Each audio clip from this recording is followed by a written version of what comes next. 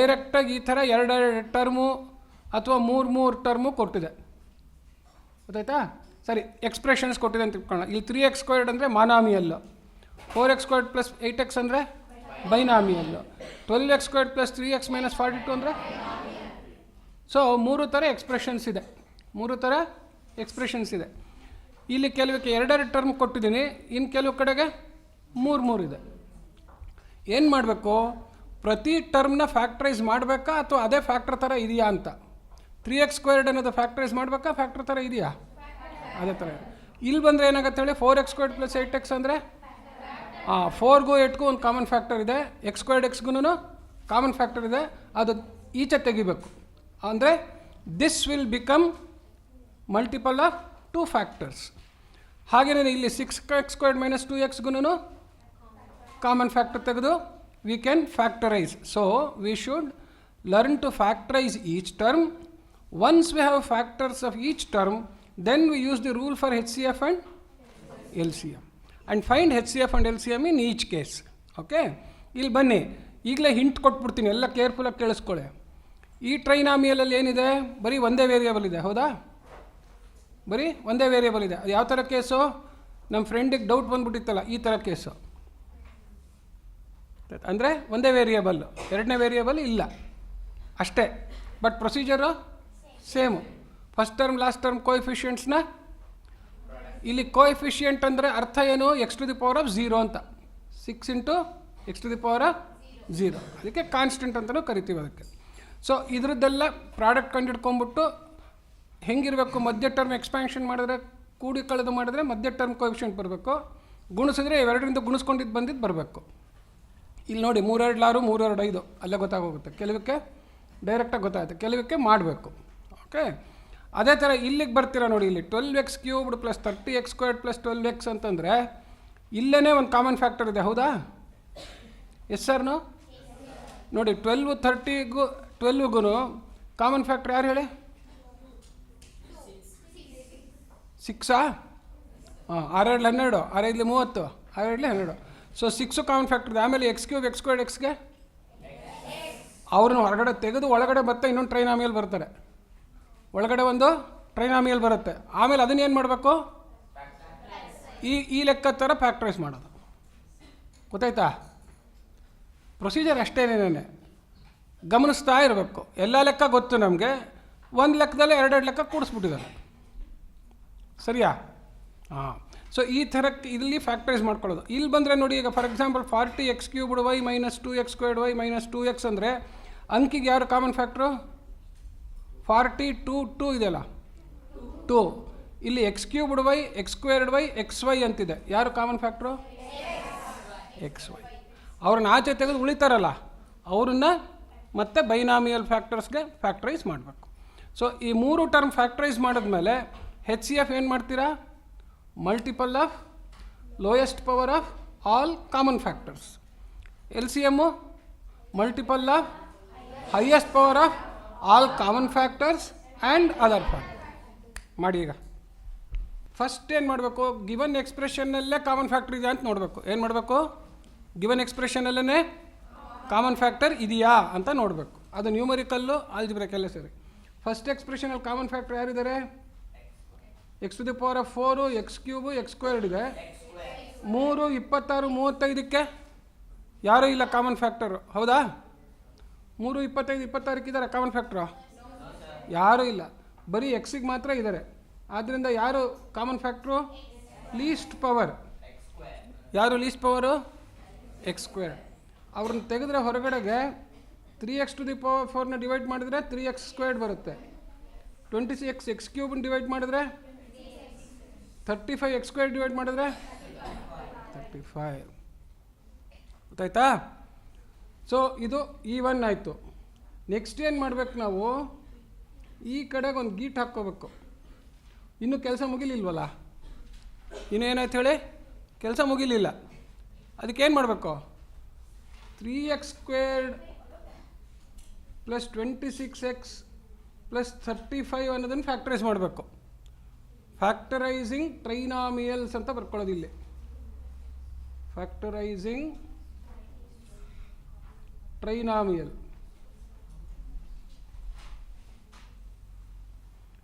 ಇದು ಟ್ರೈನಾಮಿಯಲ್ factors ಅನ್ನೋಣ, ಟ್ರೈನಾಮಿಯಲ್ factors. ಇದು ಯಾಕೆ ಇದೊಂದು ಫ್ಯಾಕ್ಟ್ರು, ಇದನ್ನು ಮತ್ತೆ ಫ್ಯಾಕ್ಟರೈಸ್ ಮಾಡಬೇಕು. ಈಗ ನೋಡಿ ಇಲ್ಲಿ 3 × 35 ಎಷ್ಟು? 3 5 15, 3 3 9 1 10. ಇದ್ರದ್ದು ಫ್ಯಾಕ್ಟರೈಸೇಷನ್ ಮಾಡಬೇಕು. 105 ಲಾಸ್ಟ್ 5 ಇದ್ದರೆ 5ರಿಂದ 10, 5 2 10, 5 1 5.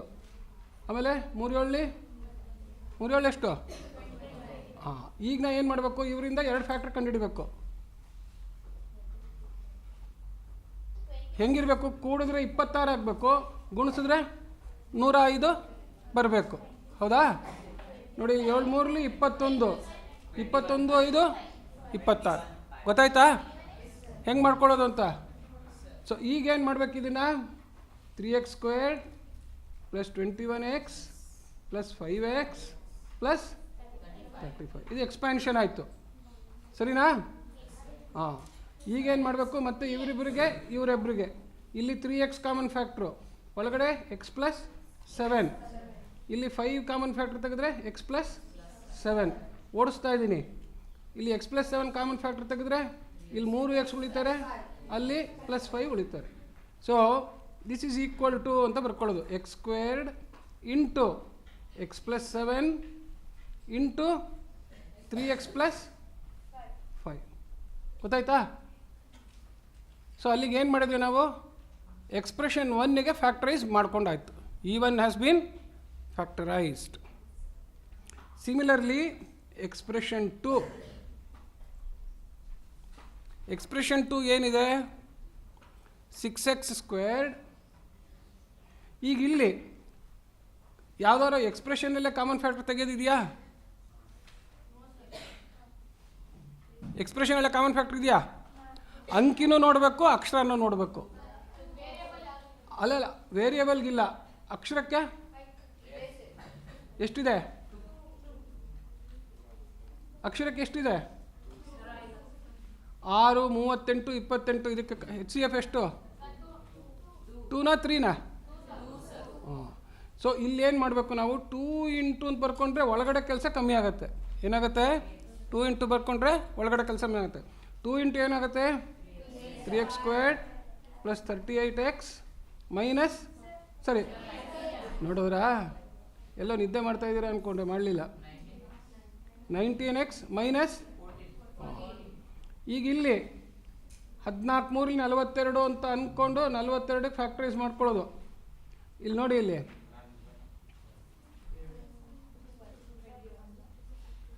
ಕ್ವಿಕ್ಕಾಗಿ ಸಿಗತ್ತೆ. 14 3 this is for E1, this is for E2. ಈಗ 3 × 14 ಎಷ್ಟು? 42. ಗೊತ್ತಾಯ್ತಾ? ಸೊ -42 ಇದು. ಸೊ 42ಗೆ ಕಂಡುಹಿಡಿಯೋದು. 2 21 ಅಲ್ಲೇ ಸಿಕ್ಬಿಟ್ರು ನೋಡಿ. 21ರಲ್ಲಿ 2 ಹೋದರೆ 19. ಹೌದಾ? 21ರಲ್ಲಿ 2 ಹೋದರೆ 19. ಮತ್ತಿನ್ನು 3 7 ಅಂತ ಮಾಡ್ಕೊಂಡು ಸಂಕಟ ಪಡಬೇಕಾಗಿಲ್ಲ. ಅಲ್ಲಿ ನೋಡ್ಕೋಬೇಕು ಒಂದು ಸತಿ, ಅಲ್ಲೇ ಸಿಗುತ್ತಾ 2 ಫ್ಯಾಕ್ಟ್ರು ಅಂತ. ಸರಿನಾ? ಸೊ ಈಗೇನು ಬರ್ಕೊಳ್ತೀರಾ ಇದನ್ನು? 3x² ಇಲ್ಲೇ ಬರೆದ್ಬಿಡ್ತೀನಿ. 3x² + 21x ಪ್ಲಸ್ಸಾ ಮೈನಸ್ಸಾ? -14. ನೋಡಿ, ಈಗ -42 ಬಂತು. 21 2ಲಿ ಕೊಳಿದ್ರೆ ಇದು ಬಂದ್ಬಿಡುತ್ತೆ. ಸೊ ಇದೇನಾಯಿತು? 3x². ಅಯ್ಯೋ ಸಾರಿ, ಇದಕ್ಕೆ ಮತ್ತೆ ಕಾಮನ್ ಫ್ಯಾಕ್ಟ್ರ್ ತೆಗಿಬೇಕು. ಯಾರು common factor? 3x common factor. ಒಳಗಡೆ ಏನು ಬಿಡುತ್ತೆ? x + 7. ಇಲ್ಲಿ -2 ಕಾಮನ್ ಫ್ಯಾಕ್ಟ್ರು, x + 7 ಬಂತು. ಸೊ ಈಸ್ ಈಕ್ವಲ್ ಟು ಏನು ಬರುತ್ತೆ? 2 × x + 7 × 3x - 2. ಇಲ್ಲಿಂದ ಬರೆದಿರೋದು ಇದನ್ನು. ಆಯ್ತಾ? ಅದೇ ಥರ ಏನು ಮಾಡ್ಕೋಬೇಕು ಇವಾಗ? ಎಕ್ಸ್ಪ್ರೆಷನ್ 3 ಎಲ್ಲಿದೆ? 27x³ ಅಲ್ಲ. ಈಗ ಅದಕ್ಕೆ ಇಲ್ಲಿ ಕಾಮನ್ ಫ್ಯಾಕ್ಟ್ರ್ ನೋಡಿ, ಯಾರಿದ್ದಾರೆ ಇಲ್ಲಿ? ಅಂಕಿಗೆ ಎಷ್ಟು ಕಾಮನ್ ಫ್ಯಾಕ್ಟ್ರು? 3 9 3 9 3 10. ಸೊ ಇದನ್ನು 3 ಲೆಟರ್ಸ್ಗೆ ಯಾರು ಇದ್ದಾರೆ ಕಾಮನ್ ಫ್ಯಾಕ್ಟ್ರು? x² x³ ಯಾರು? ಹಾಂ, 3x ಇಂಟು ಮಾಡಿದ್ರೆ ಒಳಗಡೆ ಯಾರು ಉಳಿತಾರೆ? 9x² + 9x minus. ಹಾಂ, ಸೊ ಇವಾಗ ನೋಡಿ ಇಲ್ಲಿ ಥರ್ಡ್ ಕೇಸಿಗೆ ಫ್ಯಾಕ್ಟ್ರೈಸೇಷನ್ ಹೆಂಗೆ ಮಾಡ್ಕೊಳ್ಳೋದು?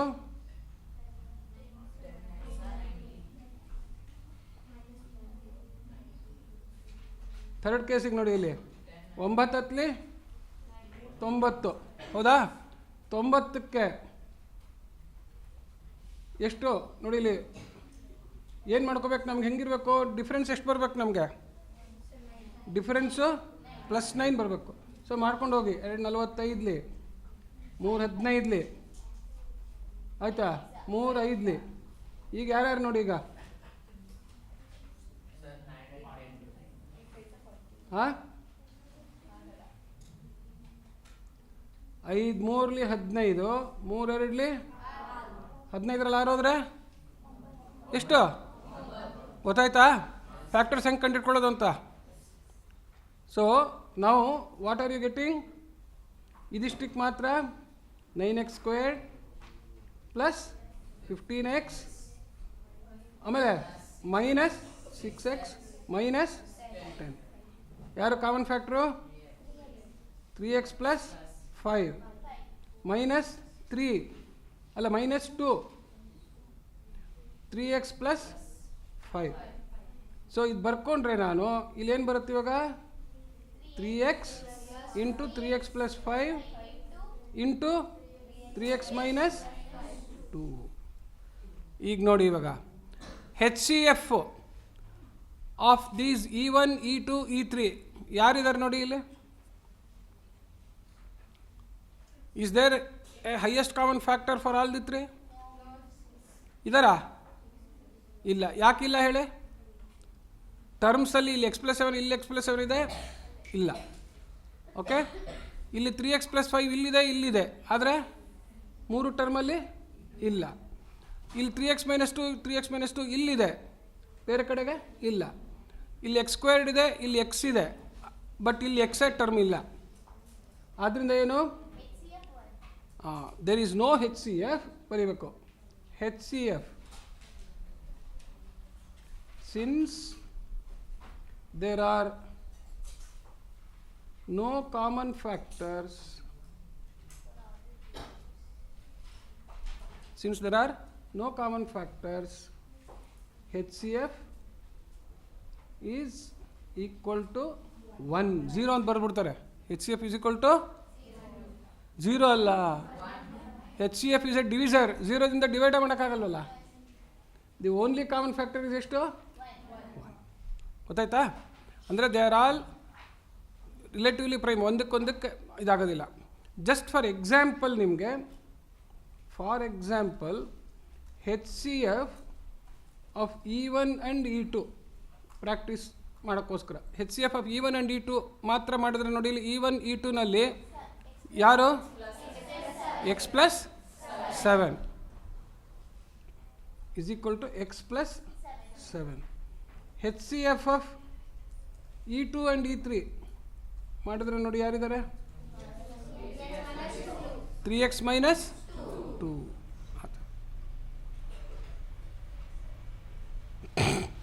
ಸೊ ಈ ಥರ ಮಾಡಿ ಎಲ್ಲ ಕೇಸಲ್ಲೂ HCF ಬರ್ದೇನೇ ಇರ್ಬೋದು, ಎಲ್ಲ ಕೇಸಲ್ಲೂ HCF ಬರ್ದೇನೇ ಇರ್ಬೋದು. ಯಾಕೆಂತಂದರೆ ನಾನು LCM ಲೆಕ್ಕದಲ್ಲಿಂದ HCF ಕೊಟ್ಟಿದ್ದೀನಿ. ಸೊ ಅದಕ್ಕೆ ಬರೀ HCF LCMಗಳೇ ಬರ್ಬೋದು ಇದರಲ್ಲಿ. 1 2 3 ಲೆಕ್ಕ.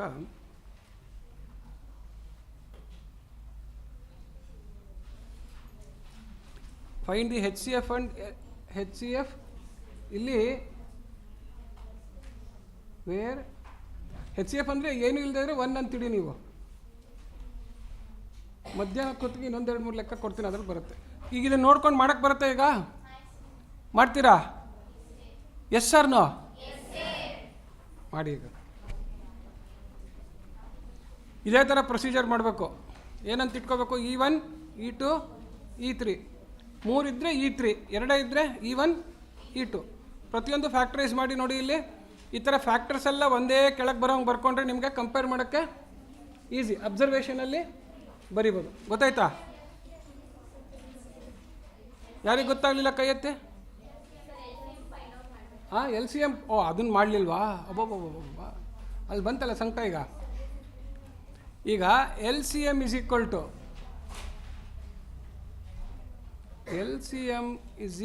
ಟು ಏನದು? ಮಲ್ಟಿಪಲ್ ಆಫ್ ಏನು? Lowest power of common factors. Lowest ಅಲ್ಲ,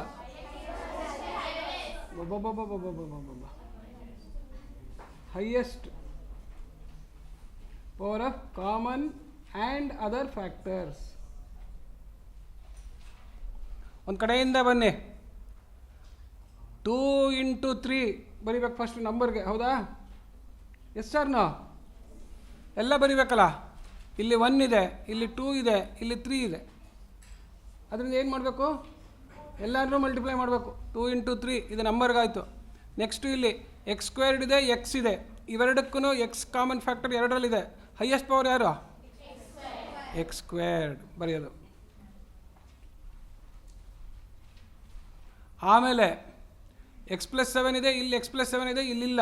ಆದ್ದರಿಂದ ಎರಡರಲ್ಲೂ ಸೇರಿ ಯಾವುದು ಟರ್ಮು? x+7. ನೆಕ್ಸ್ಟು 3x+5 ಇಲ್ಲೂ ಇದೆ, ಥರ್ಡ್ ಟರ್ಮಲ್ಲೂ ಇದೆ. ಅದರಿಂದ ಒಂದು ಸತಿ ಬರ್ಕೊಳ್ಳೋದು. ಎಷ್ಟು? 3x+5. ನೆಕ್ಸ್ಟು ಯಾರು? 3x - 2 ಎರಡು ಎಲ್ಲ ಕಡೆಗಿದ್ದಾರೆ.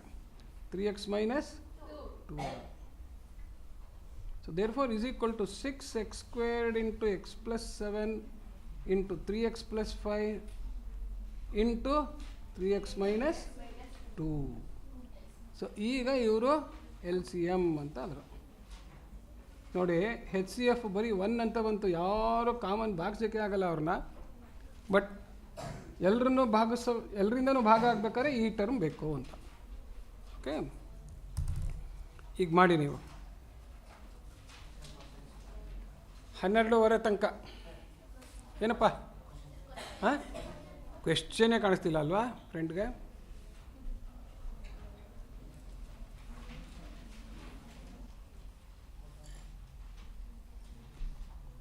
Given algebraic fraction. So procedure ಏನು? ಫ್ಯಾಕ್ಟರೈಸ್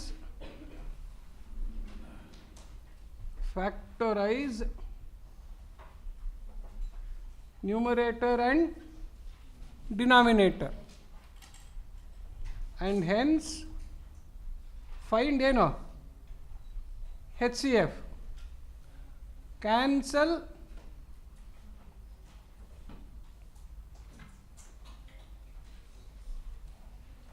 ಯಾಕೆ ಸುಸ್ತಾಗ್ಬಿಟ್ರು computer. Cancel H C F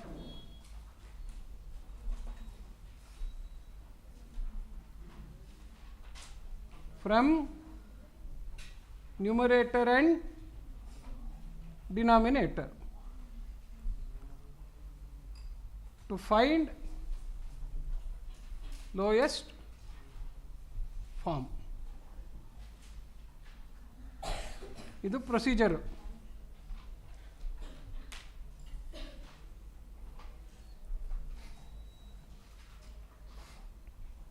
ಅಥವಾ ಸುಮ್ಮನೆ ಹೌ ಅಂತ ಹಾಕೋಣ.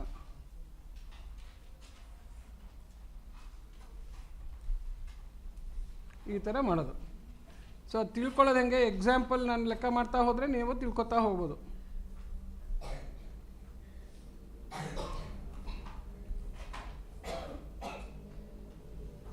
ಇದು ಪ್ರಿಂಟ್ ಭಾಳ ಕೆಲವು ಕಡೆ ಮಿಸ್ಟೇಕ್ ಇದೆ ಅನಿಸುತ್ತೆ. ಒಂದು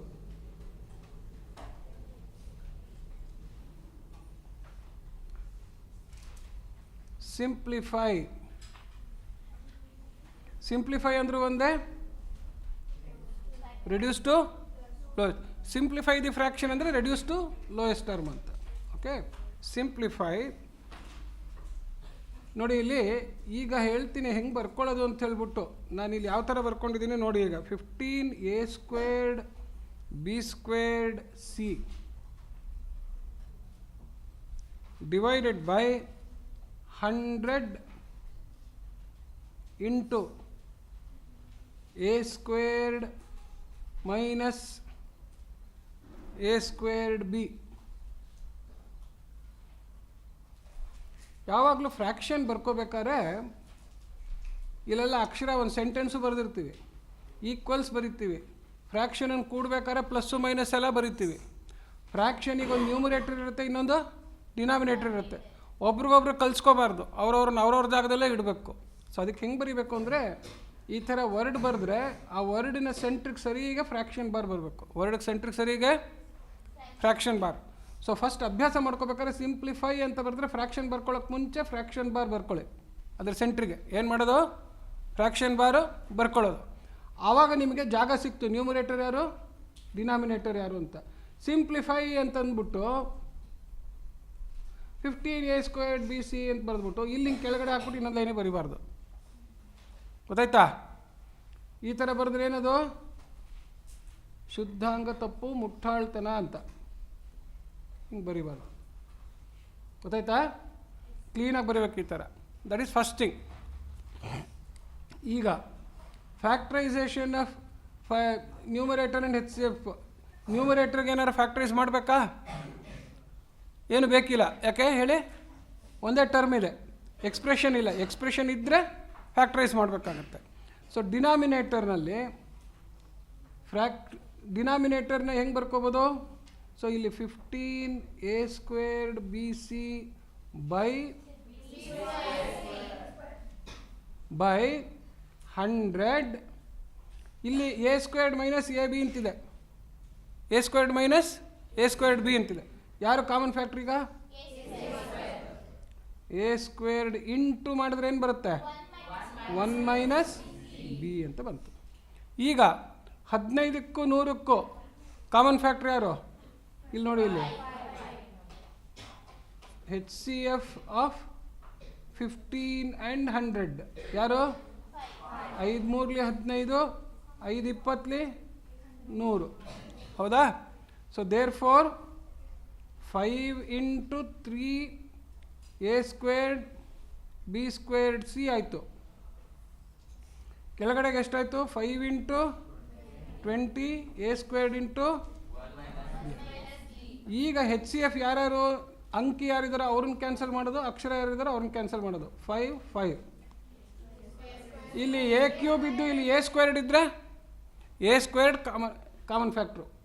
ಮೇಲ್ಗಡೆ a³ ಇತ್ತು, ಕೆಳಗಡೆಗೆ a² ಇತ್ತು ಅಂತ ಇಟ್ಕೊಳ್ಳಿ. ಕಾಮನ್ ಫ್ಯಾಕ್ಟ್ರ್ ಯಾರು? a². ಸೊ ಯಾವಾಗಲೂ lower power is the common factor.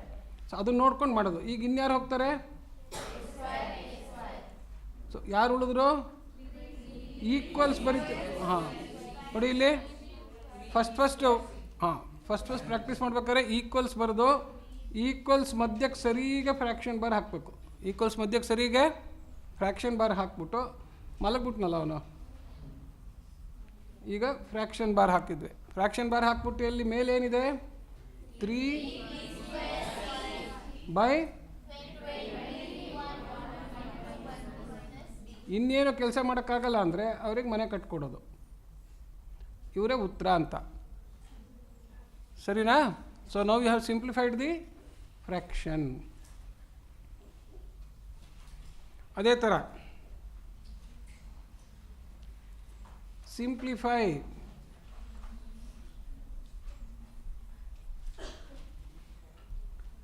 3x² ಮತ್ತೆ ನಿಮಗೆ ಬರೆಯೋದು ತೋರಿಸ್ಬಿಡ್ತೀನಿ. ಫಸ್ಟು ಫ್ರ್ಯಾಕ್ಷನ್ ಬಾರ್ ಹಾಕ್ಕೊಳ್ಳಿ. ಫ್ರ್ಯಾಕ್ಷನ್ ಬಾರ್ ಹಾಕ್ಕೊಂಡು ಬರೆಯೋದು 3x² plus 6x by x² plus 4x plus 4. ಕರೆಕ್ಟಾಗಿ ಬರ್ಕೋಬೇಕು ಸರ್ ಈಗ. ಆಯಿತಾ? ಸೊ ಈಗ ನ್ಯೂಮರೇಟರ್ದು ಒಂದು ಕಡೆಗೆ, ಡಿನಾಮಿನೇಟರ್ ಒಂದು ಕಡೆಗೆ ಫ್ಯಾಕ್ಟರೈಸ್ ಮಾಡ್ಕೊಳ್ಳೋದು.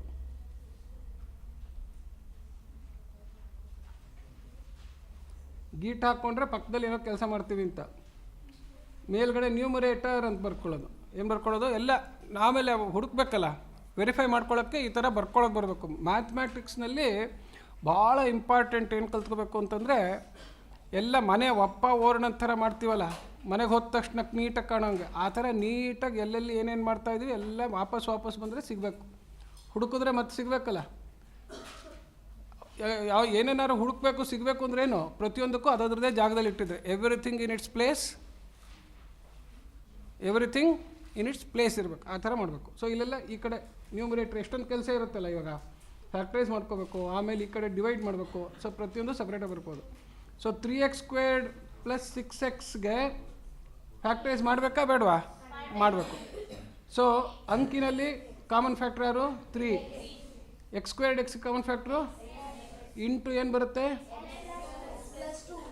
x+2 ಬಂತು.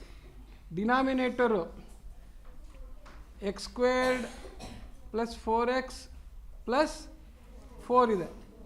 ಸೊ 2 4, 2 2 4, ಹೌದಾ? ಅಂದರೆ ಫ್ಯಾಕ್ಟರ್ಸ್ ಯಾರ್ಯಾರು? x² + 2x + 2x + 4. So x+2 whole squared ಇದು, ಹೌದಾ?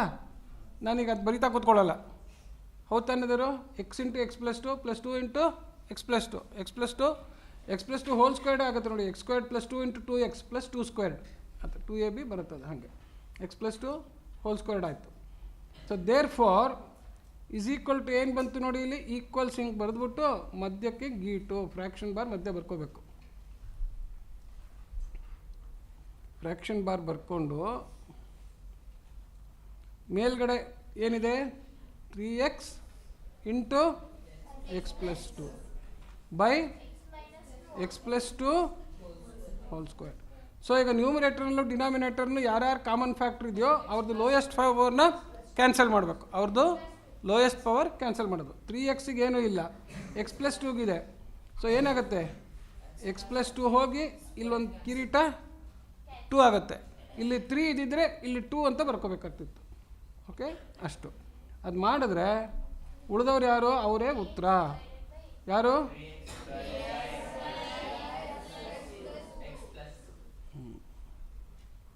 ಗೊತ್ತಾಯ್ತಾ? ಇನ್ನೊಂದು ಲೆಕ್ಕ ತೋರಿಸ್ಬಿಡ್ತೀನಿ.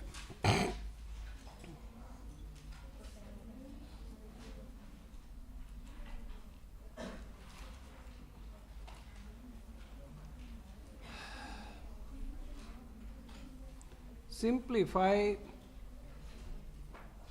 ಜಾಗ ಇದೆ ಅವ್ರದ್ದು.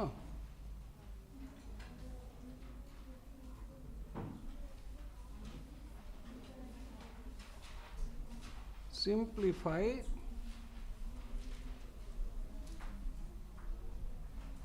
ಅಂತ ಬರೋದು ಗೀಟ್ ಹಾಕ್ಕೊಂಬಿಡೋದು. ಇಷ್ಟು ಜಾಸ್ತಿ ಉದ್ದ ಬರ್ಕೊಂಡ್ರೆ ಜಾಸ್ತಿ ದೊಡ್ಡ ಎಕ್ಸ್ಪ್ರೆಷನ್ ಇದೆ ಅಂತ ಅರ್ಥ. 3a⁴ plus 9a³ plus 6a²b² ನ್ಯೂಮರೇಟರು. Denominator ಏನು ಹೇಳ್ತಾರೆ? a⁴ plus a³ minus 2a²b². ಈ ಥರ ಇದ್ದಾರೆ. ಸೊ ಏನು ಮಾಡ್ಬೇಕು ನಾನೀಗ? ಗೀಟು ನೋಟು ಗೀಟ್ ಹಾಕ್ಕೊಂಡು ಇಲ್ಲಿ ಏನು ಮಾಡೋದು? ನ್ಯೂಮರೇಟರ್ ಅಂತ ಹಾಕ್ಕೊಂಡು ಫ್ಯಾಕ್ಟ್ರೈಸ್ ಮಾಡೋದು. ನ್ಯೂಮರೇಟರ್ನ ಫ್ಯಾಕ್ಟ್ರೈಸ್ ಮಾಡಬೇಕು. ಇಲ್ಲಿ ಬರ್ಕೊಳ್ಳೋಕೆ ಮುಂಚೆನೇ ಒಂದು ಸತಿ ಅಬ್ಸರ್ವ್ ಮಾಡಿಬಿಟ್ಟು ಇನ್ನೊಂದು ಸಿಂಪಲ್ ಫಾರ್ಮಿಗೆ ನೀವು ಫಾರ್ಮ್ ಮಾಡೋದು. ಯಾವುದು ಕಾಮನ್ ಫ್ಯಾಕ್ಟ್ರ್ ಇದೆ ನೋಡಿ, ಇಲ್ಲಿ 3 9 6 ಇದ್ದಾರೆ. ಸೊ 3 ಕಾಮನ್ ಫ್ಯಾಕ್ಟ್ರ್ ಆದರು.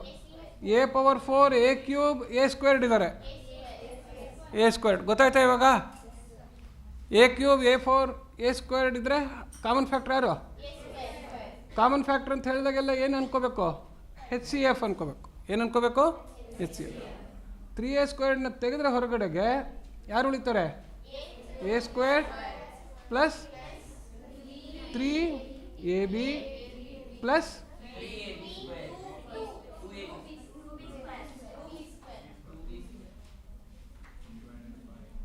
ಪ್ಲಸ್ 2ab ಪ್ಲಸ್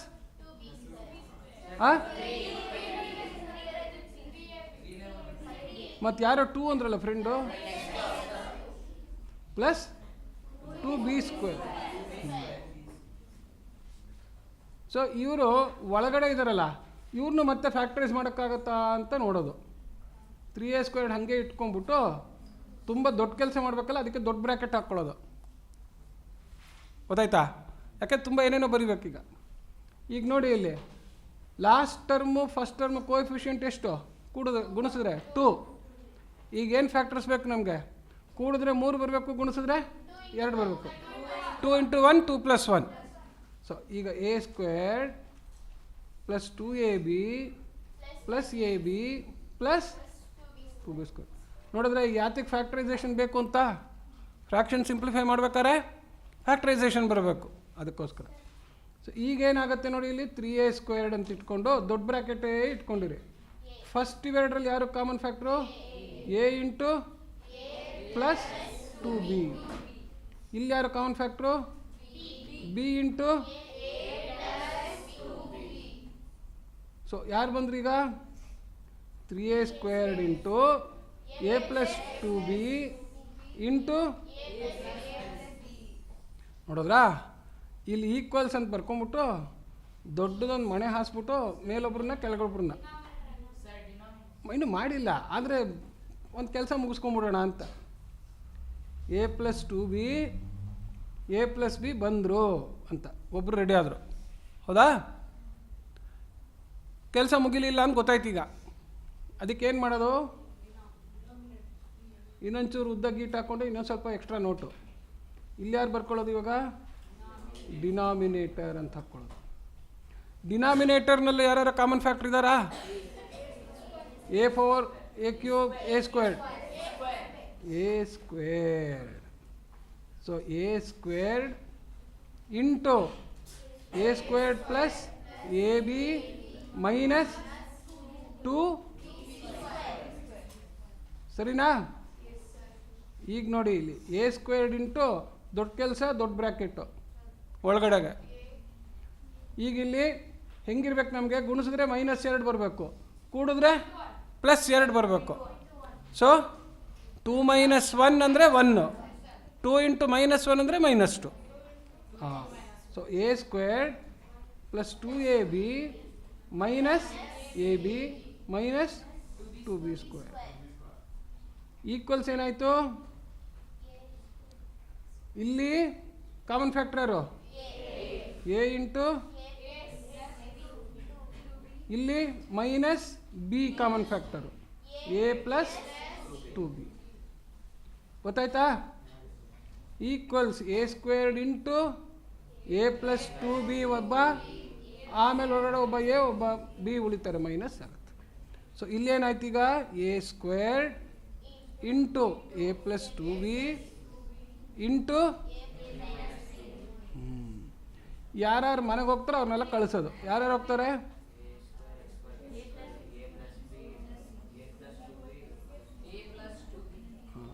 ನೋಡಿ, ಯಾವಾಗಲೂ HCF ಬರ್ಕೊಂಡು ಕ್ಯಾನ್ಸಲ್ ಮಾಡಬೇಕಾಗಿಲ್ಲ. ಮೇಲ್ಗಡೆ ಎಲ್ಲ ಫ್ಯಾಕ್ಟರ್ಸ್ ಬರ್ಕೊಂಡ್ರೆ ಟರ್ಮ್ ಬೈ ಟರ್ಮ್ ಲೋಯೆಸ್ಟ್ ಪವರ್ನ ಕ್ಯಾನ್ಸಲ್ ಮಾಡ್ಕೊಂಬರೋದು. ಟರ್ಮ್ ಬೈ ಟರ್ಮ್ ಲೋಯೆಸ್ಟ್ ಪವರ್ನ ಕ್ಯಾನ್ಸಲ್ ಮಾಡ್ಬೋದು. ಸೊ ಈಗ ಎಷ್ಟು ಬಂತು ನೋಡಿ ಇವಾಗ? ಈಕ್ವಲ್ಸ್ ಹಾಕಿ ಉದ್ದ ಗೀಟ್ ಬರೆದು ಮೇಲೆ ಯಾರಿದ್ದಾರೆ ಅವ್ರನ್ನ ಬರೆಯೋದು. ಯಾರು? 3 × ಗೊತ್ತಾಯ್ತಾ? ಇವಾಗ ಮಾಡ್ತೀರಾ ಲೆಕ್ಕ? Yes sir no? ಸೊ ನೋಡಿದ್ರಾ, ಡಿವಿಷನ್ನು ಫ್ಯಾಕ್ಟ್ರೈಸೇಷನ್ನು ಭಾಳ ಇಂಪಾರ್ಟೆಂಟ್.